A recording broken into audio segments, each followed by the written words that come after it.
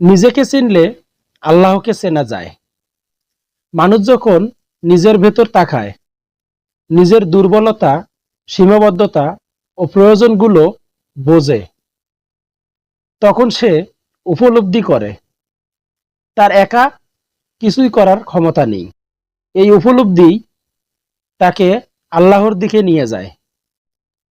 যেমন একজন মানুষ যখন বিপদে পড়ে কাঁদে, তখন সে কার কাছে হাত তোলে?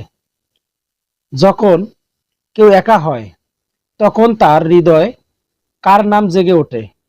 এই অন্তরে আওয়াজেই প্রমাণ করে যে তুমি নিজেকে চিনলে আল্লাহকে চিনবে।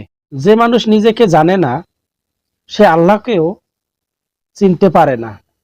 কারণ নিজের ভেতরে অহংকার, লোভ, মোহ, মায়া, ক্রোধ যদি না চেনে, তবে কিভাবে আল্লাহর গুণাবলী নিজের মাঝে আনবে?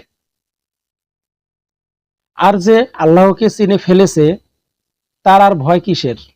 কারণ সে জানে সুখ, দুঃখ, মৃত্যু, জীবন সবই আল্লাহর হাতে। সে আর মানুষকে নয়, কেবল আল্লাহকেই ভয় করে। তাই আসুন নিজেকে জানার চেষ্টা করি। আমাদের ভেতরের ভালো মন্দ চিনে আল্লাহর পথে ফিরি। যে নিজেকে বদলাতে শুরু করেছে, সেই আসলে আল্লাহকে চিনতে শুরু করেছে। তাই নয় কি? এমন ইসলামিক বাণী পেতে চ্যানেলটি সাবস্ক্রাইব করুন। ভালো লেগে থাকলে লাইক করে দিন। আল্লাহ হাফেজ।